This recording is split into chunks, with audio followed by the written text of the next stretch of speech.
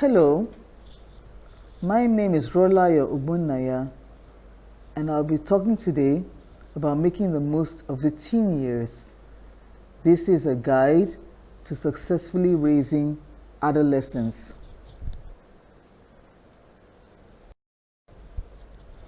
An overview.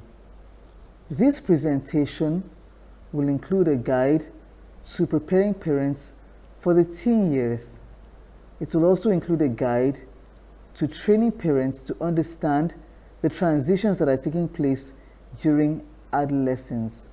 Further, it will help parents towards creating the ideal family context for raising adolescents and a guide to raising adolescents with a heart for God.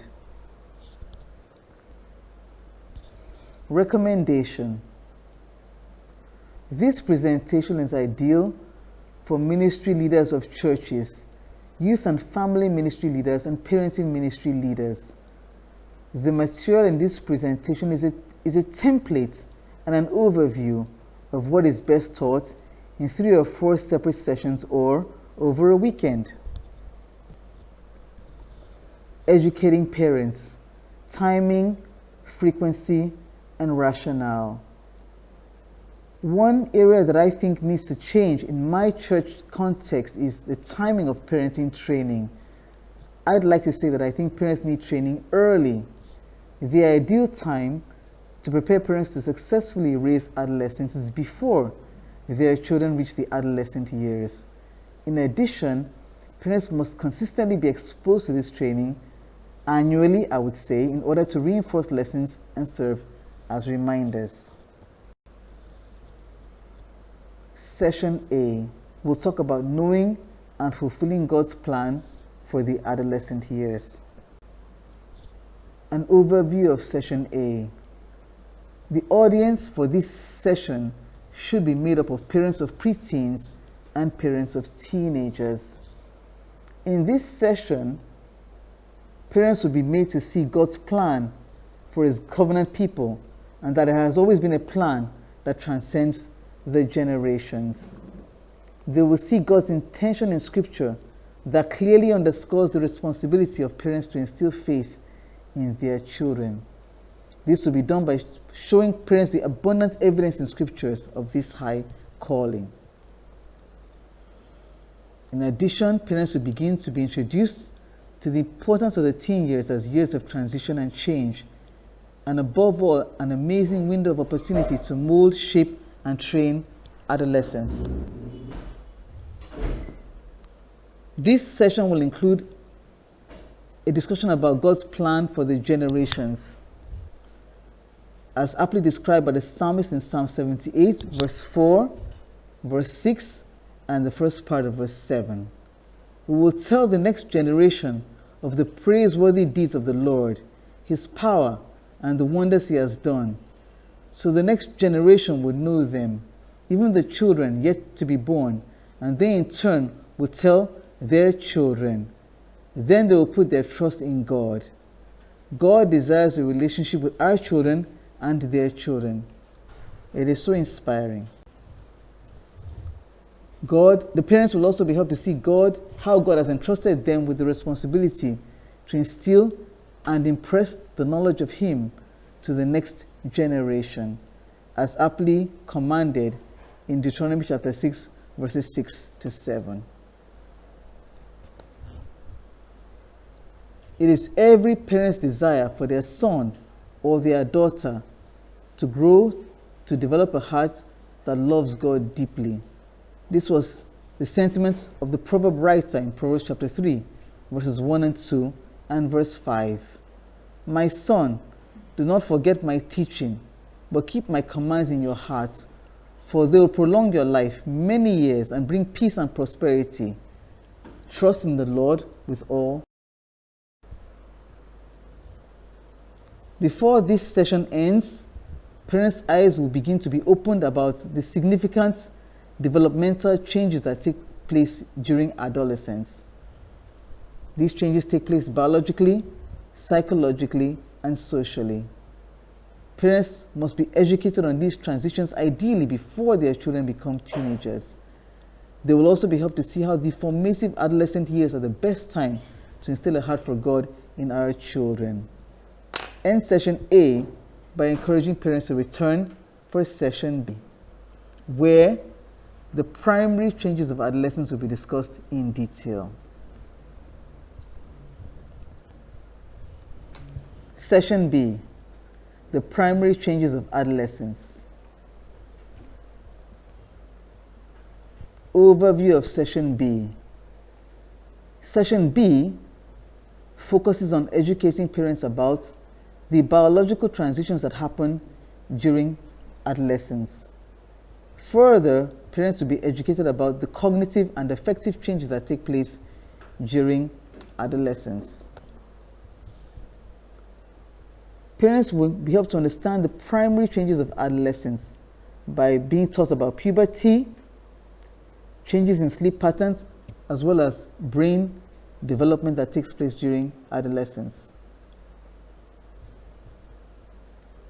In discussing the biological changes, parents will be helped to better prepare adolescents for puberty with its attendant psychological and social impacts. They will also be helped to understand sleep patterns and needs in order to see to it that adolescents get the required amount of sleep. They will also understand adolescent brain development in order to foster positive development, and also understand and better handle fluctuations in adolescent behavior. Talking puberty. I think a part of this session needs to be devoted to talking puberty with parents, because parents need to be trained on the importance and timing of discussing puberty with their children. Parents should be shown how to discuss puberty with their preteens and young teens. Benefits of training. Helping parents understand biological transitions will reduce potential parent-teen friction. It will also foster positive parenting emotional connection during the adolescent years. It will enable parents to help adolescents to be emotionally, psychologically, and socially equipped for adolescent transitions. I think it will facilitate better health and enhance positive behavioral outcomes and maturation of adolescents. This session will also discuss cognitive and affective changes taking place during adolescence. Parents must be taught about the multiple levels of cognitive and affective development going on during adolescence, because adolescents are beginning to think in multiple dimensions. They are beginning to think in abstract terms. They are beginning to think about possibilities. They are beginning to think about thinking, and they are beginning to see things as relative. And these are significant changes that are taking place during adolescence. Parents must be taught how to handle these changes. Parents may notice that their teenagers have become argumentative or highly sensitive. Parents should be encouraged not to panic, but understand that these are the results of these primary changes of adolescence. Parents should learn to be patient yet firm. The benefits of this training are these. Parents will be prepared to stimulate and encourage their adolescents as they notice adolescents displaying deductive reasoning, metacognition, problem solving and organizational skills, creativity and planning skills, as well as social cognition. These are amazing developments in adolescent thinking, and as parents notice these things growing in their children, they can stimulate them and encourage them for better and positive maturation. As we end session B, I would like us to encourage parents to return for session C, which will focus on family as a context of adolescent development. Session C, family as a context of adolescent development. Overview of session C. Parents will be inspired by the abundant evidence in Scripture that illustrate the family and home context as the most natural context within which to raise children, the most effective context within which to raise children, and also they'll be able to appreciate family as the developmental context with the most lasting impacts. The family context. Parents' attention will be drawn to biblical evidence to show how the family is the ideal context for raising adolescents. These are described in multiple passages such as Proverbs chapter 22 verse 6, 2 Timothy chapter 1 verse 5, Deuteronomy chapter 6 verse 7, and others, as I have said. In addition, they will see how the findings of scholars unanimously other contexts. Family is not the only context of development for adolescents. Parents will become aware of other contexts that influence adolescents' development, such as schools, peers, the media.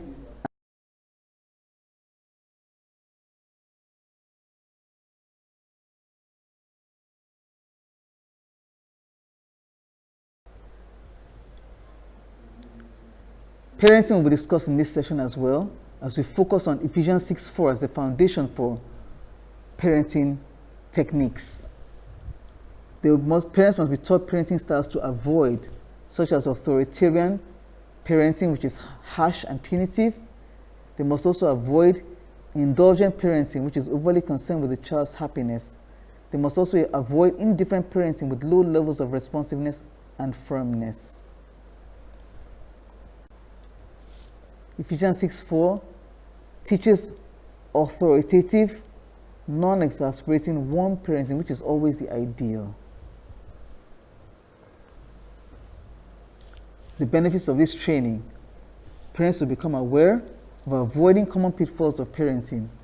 They will also see the need to develop skills in warm, authoritative parenting that does not exasperate children. End session C by encouraging parents to return for the final session. Session D will focus on the goal of raising teenagers who have a heart for God. Session D, a heart for God. Overview of Session D. Parents will be helped to grasp this as the highest of parenting goals, which is raising teenagers who know, love, and obey God out of a personal conviction. Matthew chapter 22 verse 37. In this passage, Jesus reiterated the highest commandment, the most important commandment to mankind, which is to love God with all our hearts, all our souls, all our minds, and all our strength. It is the duty of parents to teach their children to instill this love for God in their hearts. Parents will be taught to teach their children to avoid loving the world, as can be seen from 1 John chapter 2 verse 15. They must teach their children to avoid conforming to the pattern of the world, as we are warned to avoid in Romans chapter 12 verses 2 to 3. Parents will also learn to make the most of every opportunity to mold their children's hearts and not just their actions, as we are enjoined in Deuteronomy chapter 6 verse 7 and Hebrews chapter 4 verse 12.